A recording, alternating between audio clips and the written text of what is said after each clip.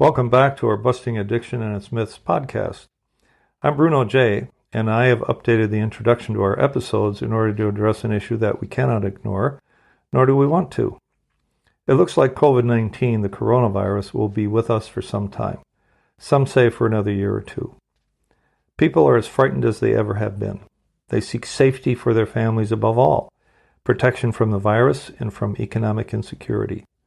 But many families also face an added burden, drug addiction and alcoholism in their own homes, and what to do about it. There's something you should know. We, Safe House Rehab Thailand, were founded on the idea of safety. We hold on to the truth that clients deserve to come to a treatment clinic where they can at least feel safe and sound. Devoting ourselves to safety first gives us the firm foundation upon which everything else is constructed, hence our name, Safe House Rehab Thailand. Thailand has been recognized as one of the world's safest places to be during the pandemic. Further, we at Safe House have made the right adjustments so that clients and staff remain and feel safe and sound. Masks are mandatory, as is social distancing, mandatory hand cleaning, daily blood oximeter readings, which is an early warning measure, and if by chance anyone doesn't feel well, the local hospital in Bang Bung is only minutes away. My podcast, Busting Addiction and Its Myths, is dedicated to serving families of still suffering addicts and alcoholics by providing evidence-based advice and insight so that you can make a better informed decision on what to do and what not to do. We are sponsored by Safe House Rehab Thailand, dedicated to a modern approach to recovery, which means that we absolutely outperform traditional rehabs when it comes to diagnostics, technology, and aftercare. To learn how we can help, just visit safehouserehab.com, where we post the latest news.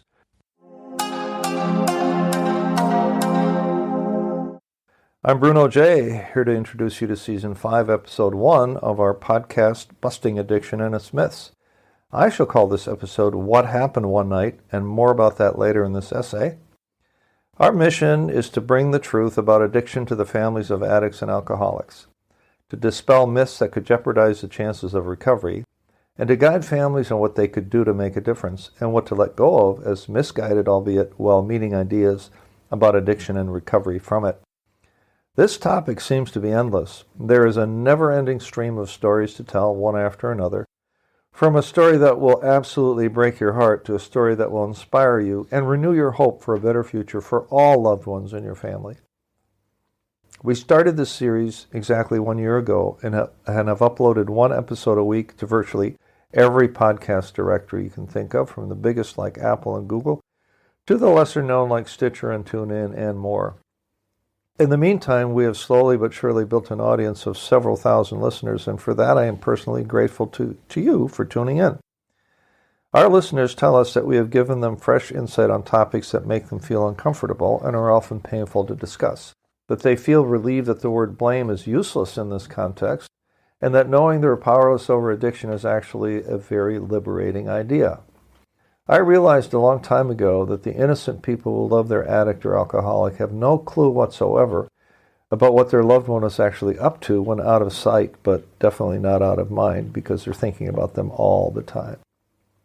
They don't fully appreciate, if at all, that an active addict's life is completely taken over by his addiction, that the most important and only driver is to feed the addiction, to pursue the drug, to get and stay high, period, end of story. Wait, you say, it can't be that simple. Surely there's more to it than that. Well, there is. There are many addicts who appear perfectly normal on the outside. They work hard at keeping the secret, but they're churning on the inside, barely able to contain themselves until they get the relief they seek from their overwhelming cravings. These folks might be called high-functioning alcoholics, and here is a real life story to illustrate the point. I shall call this What Happened One Night. Charlie, a longtime friend in the ad business, relays this tale of adventure which took place in New York City in the 1980s when the city was fueled by, quote, greed, sex, and cocaine, close quote. That's when I got to know him. I wasn't yet sober then, and one day he disappeared from my life, and I'll tell you that story in a minute. There are two aspects to this story. One, it demonstrates that one's loved ones have little clue as to what their addict is up to out of sight. And if they did find out, they'd all have a heart attack and never get a wink of sleep ever again. And second, it shows that when we go around the bend, we court danger and even death in ways we would never even think of when we're sober. Charlie came from a prominent New York family who was connected to the big players on Madison Avenue, the cabal who ran the big ad agencies of the day. I got to know Charlie when we worked at the same ad agency on Times Square, which was a squalid street scene at the time, and yet it contained some high-end buildings, such as a nice hotel, and my building, where I had a corner office on the 26th floor. 1515 Broadway was our address, right in the heart of Times Square. Charlie was super smart, so he didn't have to do much to rise above the typical ad man or woman of the day, and he didn't do much. I so admired his brilliance and his eloquence. Compared to my common-sense approach and occasionally insightful arguments, he was clearly way ahead. Yet we made fast friends and ran around town with the ladies and also on our own. But that's when we really ran into big trouble. Our girlfriends were a moderating influence, even though they did their share of drinking and doing coke with us. Charlie had shared that he had been seeing a counselor about his drinking and cocaine use, and apparently his counselor told him that he was a high-functioning alcoholic. So he took that to mean that he continued to keep doing what he was doing, but do less of it. Because ad agencies were and still are the buyers of the media time and space on behalf of their clients, we had a lot of clout with the media, which was then largely based in Manhattan and still is. For example, and this is where Charlie's story starts, we got invited to dinner on aboard Malcolm Forbes' yacht, and we were taken for a sail around Manhattan Island with a slight detour around the Statue of Liberty. It was an amazing evening. The yacht was 93 feet long, had a helipad on the stern, and was painted a royal blue with yellow trim. Side thrusters got the boat to sidle up to the dock perfectly without the hint of a bump against the tires hanging over the side of the dock. Dinner was great. The women were beautiful. Champagne, vintage wine, filet mignon, sea bass, coke, cigars, live jazz, sunset. All the lights on buildings and bridges are all on all around the island. A magical, perfect night, just as the gods intended. Not a hint of trouble on the horizon. Well, not until Charlie started on his way to his home in New Jersey in his hot Saab 900 Turbo. I had already said goodnight to him by that point. He stopped at a bodega on the west side at about 11 o'clock to get a can of beer for the 45-minute ride home on the West Side Highway, which would take him over the George Washington Bridge, then on to Fort Lee along the Hudson River, where he had his apartment. By now, of course, Charlie's good and drunk, and he's high. Can of beer in hand, he walks out of the bodega to where his car is double parked on the street, and watches as his car keys leave his hand and land on a subway grate embedded into the sidewalk, then slide through the grate into the darkness below. He's so drunk that he's beyond panic. No way can he get the keys back, although he can see them with the aid of a borrowed flashlight hanging up down in the hole. He gets into the car with the help of a bent coat hanger through a partially open window and hopes he can get into the glove box where he thinks he might have a spare key. He can't get into the glove box. Two street cops approach. He hopes they don't see that he's wrecked, but all they want for him is to move his car.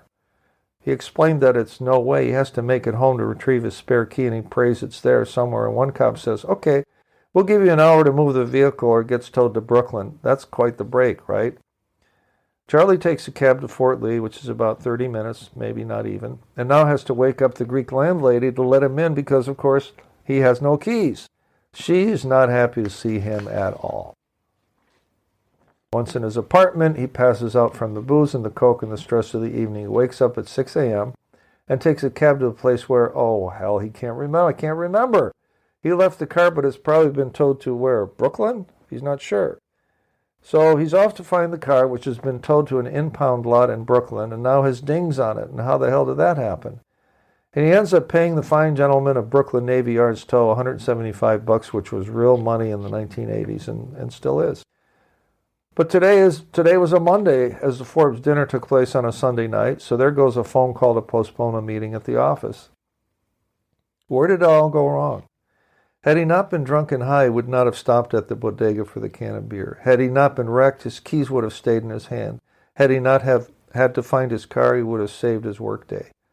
All of this he hid from his mother. When she later asked him about his night, he told her about the great evening, but omitted the back half of it, the insane part of it. So that's all she saw, just the front half of it. This version to his mom served to reinforce the idea that he's a high-functioning alcoholic. He thought, for all the times I knew him in New York, that that's what life was going to be like, one insane thing after another. Then he got arrested for assault on his girlfriend one very fine late in Chelsea at an after-hours club, and there were plenty of them. His girlfriend found him dancing half asleep on the shoulder of a very large woman, and Charlie hit her, his girlfriend, with a chair after she pushed him off the other lady. So he gets arrested and he gets thrown in jail. And he gets charged with assault. This is a very mild story. This is a story about a well-to-do young man. Other alcoholics don't have the advantages of social class and money to smooth out the consequences as Charlie did. Even after Charlie's assault arrest, his mother had enough influence with the East Side police to reduce the charges to simple, non-aggravated assault. So she kept enabling him all the time I knew him. He never had a bottom as far as I could tell, and even though his mom was often worried, she never confronted him, never even suspected that he was a raging alcoholic and addict. He never lost his job, but didn't progress much either for all the promise that he had once showed. Now there was an intellect degraded by abuse. There was a once confident, appealing man who devolved to become arrogant and insecure at the same time. There was a friend who I came to love and pity all in the same breath. There was a friend who took risks he had no business taking. Charlie vanished one day in the summer of 1988. He has not reappeared. I often think of what might have been for him and for me had it not been for this disorder. There is potential for escape from its deadly grip. There is also the possibility of a lonely death. I don't believe that Charlie knew he had a choice. So what we learned today from today's adventure is that 1, the addict is a genius at putting up a normal-looking front in order to deceive his loved ones that he's okay. He's even told that he's a high-functioning alcoholic by a professional. 2, his life, however, has been taken over by his addiction. Chasing the drug, getting and staying high are all that really matter. 3, despite his outward appearances, he's insecure, anxious, depressed, and unstable. It takes quite the effort to disguise his inner shame and turmoil. 4, his loved ones have no clue as to the crazy life he lives and the needless risks that he takes, especially once he goes on a bender. 5, addicts and alcoholics of affluent families are often shielded from the worst of the consequences, at least in the short term. Enabling brings its own punishment, however. It simply and always delays the inevitable.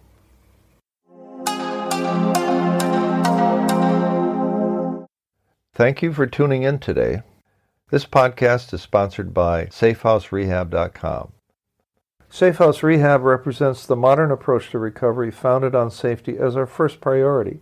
We absolutely outperform traditional rehabs with a sophisticated intake protocol, application of new techniques, and a more robust aftercare program.